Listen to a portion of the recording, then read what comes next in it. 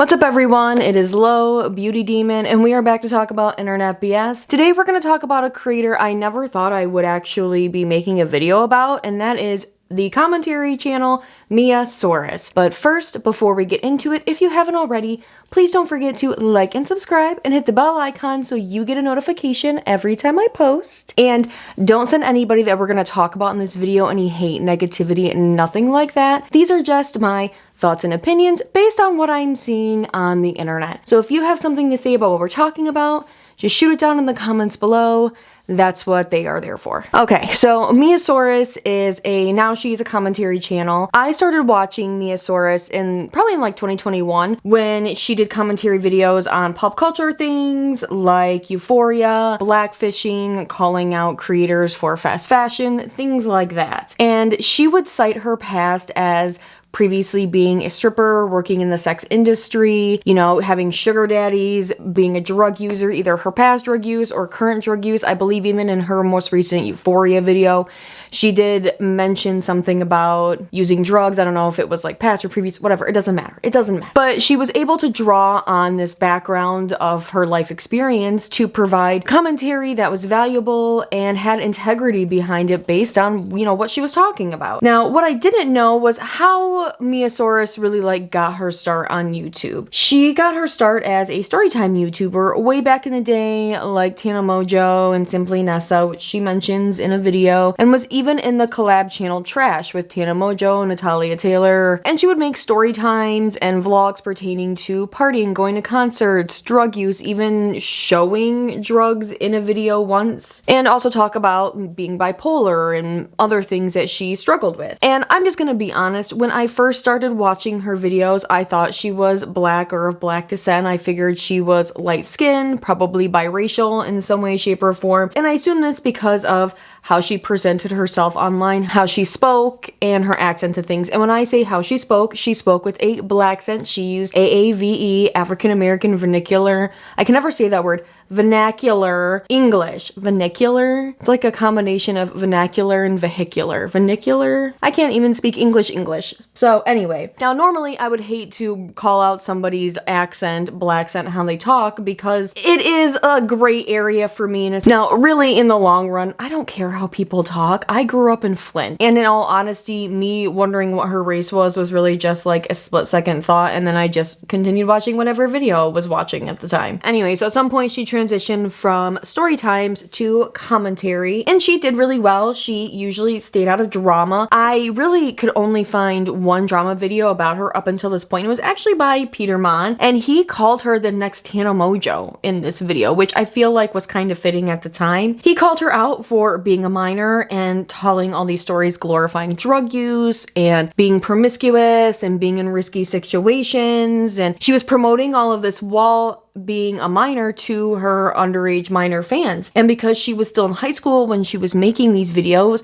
Peter asked a very good question of where are the adults in her life? Where are her parents? Where are teachers? Why is nobody stepping up and saying things about these hopefully untrue stories? He did say he hoped they were untrue. Boy, does that man know how to do some foreshadowing. What's funny is she even commented on the video thanking him for his criticism, and it was a whole long message. Said she messaged him. He responded and said he was going to respond to her message. What's also funny is right underneath his response to her comment, Cece Suarez, the anti-MLM YouTuber, commented. It's just funny where you see people pop up from time to time. So I'm just gonna say that. That's all. I just thought that was a funny random thing. Anyway, that kind of brings us to now. Now, Mia posted a video a couple weeks ago, and the title was Addressing Past Content and the Black Scent. And in this 39-minute video, she goes on to say, well, she starts it off with saying she's a compulsive liar, and she made it all up. She made everything up. She created different personas. She's not bipolar. She has never been a stripper, has never worked in the sex industry. She did say she auditioned once, but didn't go through with it. And she is not a drug user. She has never used any of the drugs she talks about. She does say that she smoked weed once, or that she has, but that's really about it. And even goes on to say she went as far as faking having mushrooms on the table by going to a Chinese market and buying dried mushrooms and putting them in a baggie so they would look like psychedelic mushrooms. Like that is some serious commitment to a lie. And then of course, by admitting this, that means most of her story times that she told and got popular off of were fake as well. She glorified a lifestyle that she wasn't even living. And to top it off, she also addresses the blacks, and it's part of the title, and it's fake. It's fake. She's not black. She's not part black. She is biracial. Her father is Finnish and her mother is Filipino. Those are not African American, anything like that. And basically, she uses black scent to have this persona of her online. She was using it to create this caricature of herself and to be funny, to be entertaining. That's cultural appropriation that just perpetuates harmful stereotypes because she's using AAVE in situations where it's not authentic and she's using it for entertainment value. The problem is if a black person was speaking in the very same way that she was speaking, it would be seen as aggressive, unintelligent. It wouldn't have the same reaction that she has in her videos. And I mean, really, it is a lot to unpack. There's actually a creator named Noir who made a video like 2 years ago actually called The Black Scent, Non-Black Creators Key to Fame. And her video breaks this down perfectly, way better than I ever could, honestly. If you're a non-black creator who can't do it like they do it, what that should tell you is that if your coolness and your humor is contingent on your proximity to black culture, maybe you're just not funny. Or better yet, why is black vernacular even associated with or considered to be synonymous with being unintelligent or inarticulate?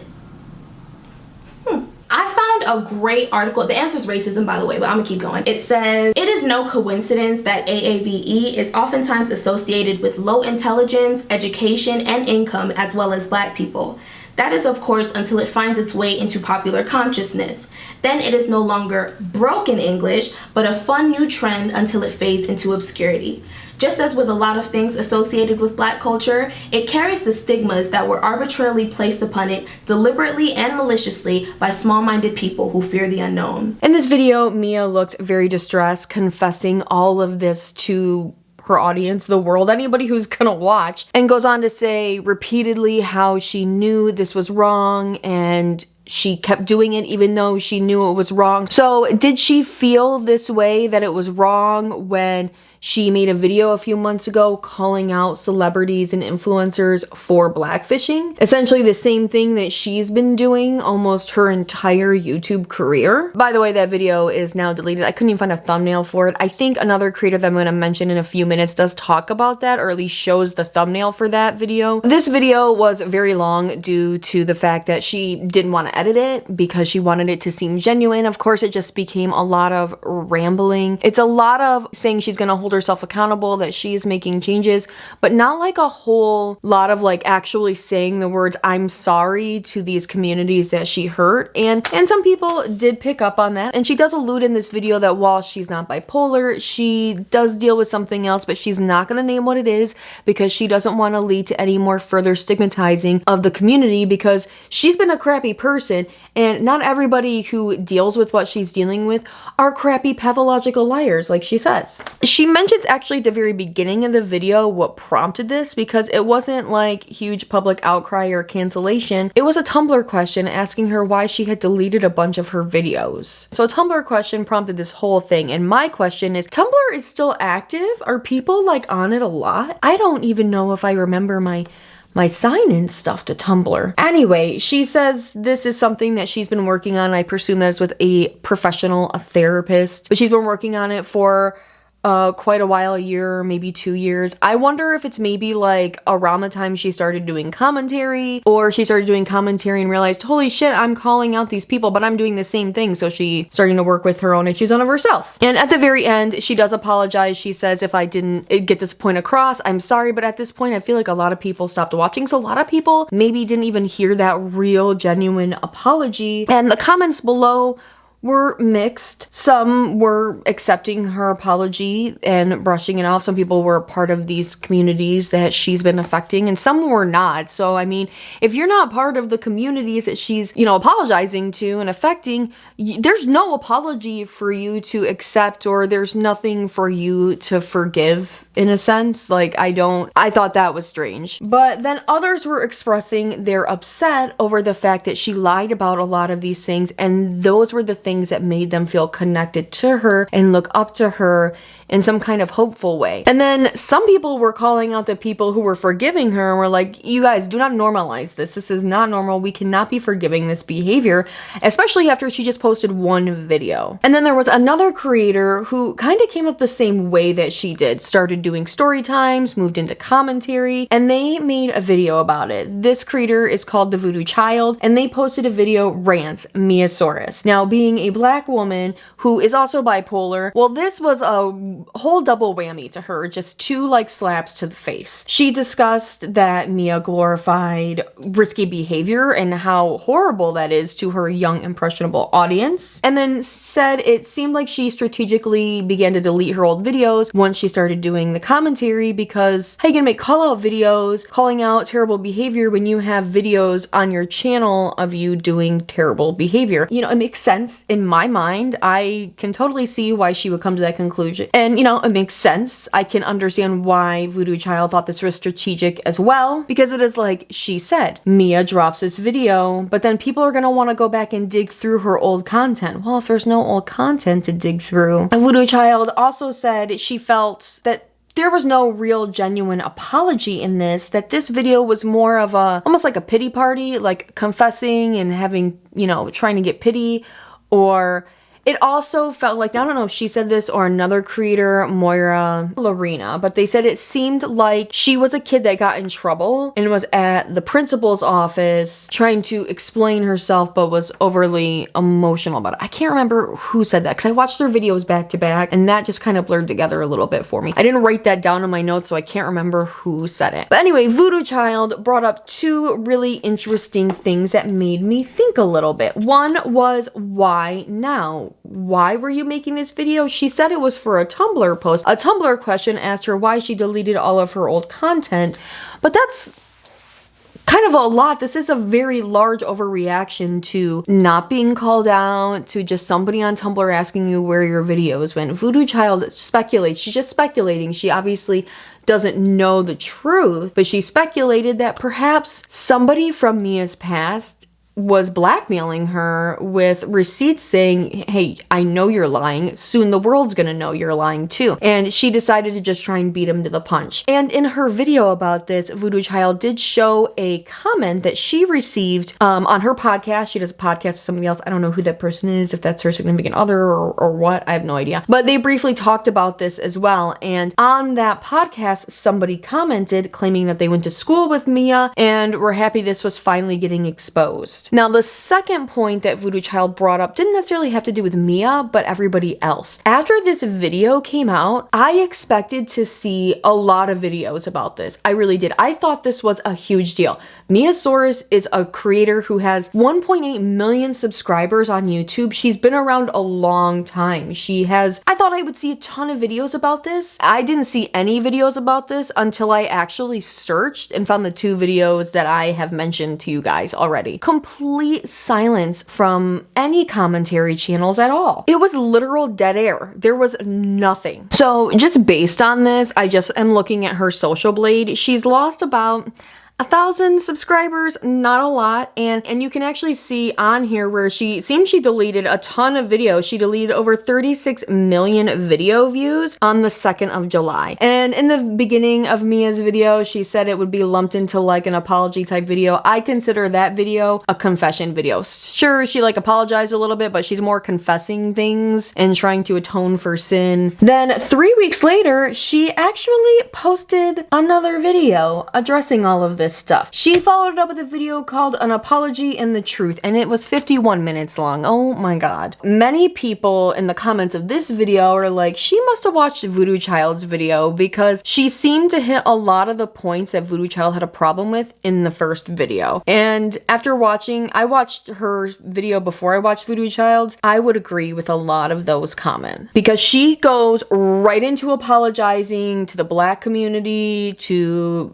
people who are bipolar, dealing with mental health, people who are struggling with drugs and alcohol. She spends at least the first 10 to like 15 minutes apologizing. And that's really like the first part of the video, is apologizing and saying what she's gonna do to make it right, that she's gonna be donating to specific charities that focus on these different minority groups to help support them because she's already made so much money off of their backs. The second part gives us a little more of a backstory and really like how she got to where she is now. Like she said, she does not have bipolar, but she has been diagnosed with a borderline personality disorder, and she didn't want to reveal that at first because she didn't want to stigmatize, you know, the way people think about people who have borderline personality disorder, because as she says, just because you have borderline personality, it doesn't mean that you're a shitty person like her. And she said she's pretty sure that she has always had this, she's always experienced this based on just like how she interacts with the world and how she can always cognitively remember interacting and making decisions and things like that. And she attributes it to her upbringing, which was very unstable, and she says she suffered from verbal and physical abuse growing up and was very neglected. She remembers when she had the first inkling to like tell a big lie, and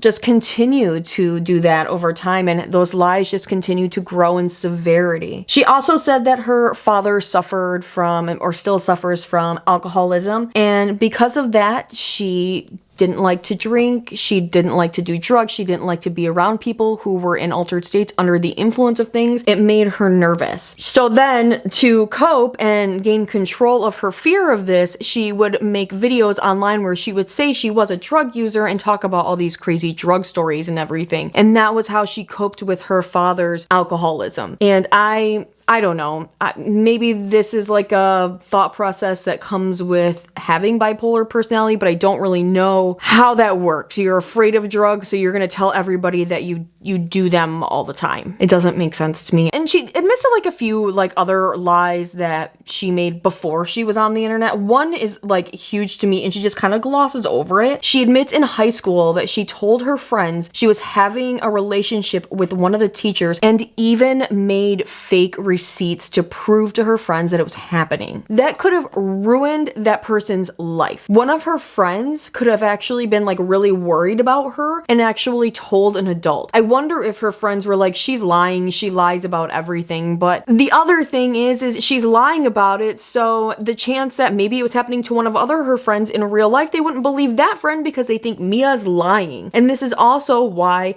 a lot of people don't believe victims of sexual assault and things, because people lie about it. And I just can't believe in this video, it was literally a quick thing of I faked having a relationship with a teacher and I even made proof to show my friends and blah blah blah. I was like, hold the phone. Mia also touches on that she does have sexual trauma that she developed from her mother actually creating a very sexually oppressive environment. I think also in her mind, acting like a hoe, as she would put it on the internet, gave her some sexual control in that sense over the trauma that her mother built, even though she said for a long time she didn't feel like that was something that really affected her, but obviously it did. And towards the end of the second video, she kind of goes back to the black scent a little bit, not so much in talking in it, which it's hard now for me to even know she's really talking in it anymore. She's talking in her real voice. And she did say in the first video that she doesn't even know what her real voice is or who she really is anymore. And that actually does, I think, link back to the borderline personality disorder, which she does talk about. With that, there is kind of like an unstable image of yourself, and that can result in mirroring other people. So to some degree, she feels like she mirrors the black scent from other people she's around. So it doesn't make it right, but it's like a little bit of an explanation from her, I guess. And once again, the comments in this were mostly supportive, like I said, mixed. A couple of people were like, yeah, you definitely watch Voodoo Child's video. But then also some were confused as to why she made the second video in the first place. And I think it's because she wanted to seem more put together, less frazzled, less emotional, and she wanted to give more context to her actions. Now, to round this out, I am not part of any of the communities that she has been using, hurting, stigmatizing. So these apologies, they are not for me, but just because they're not for me doesn't mean I don't have opinions about them. Whenever any celebrity or any public figure makes long-term mistakes like that this kind of stuff is exposed, it makes me take a second look. It creates a large amount of distrust between me and the creator, which is especially big in this case because she actually started off her first video with she's a pathological liar. So how can I believe anything that she says in any of these videos or anything moving forward? And to me, when people exhibit racism, it does make me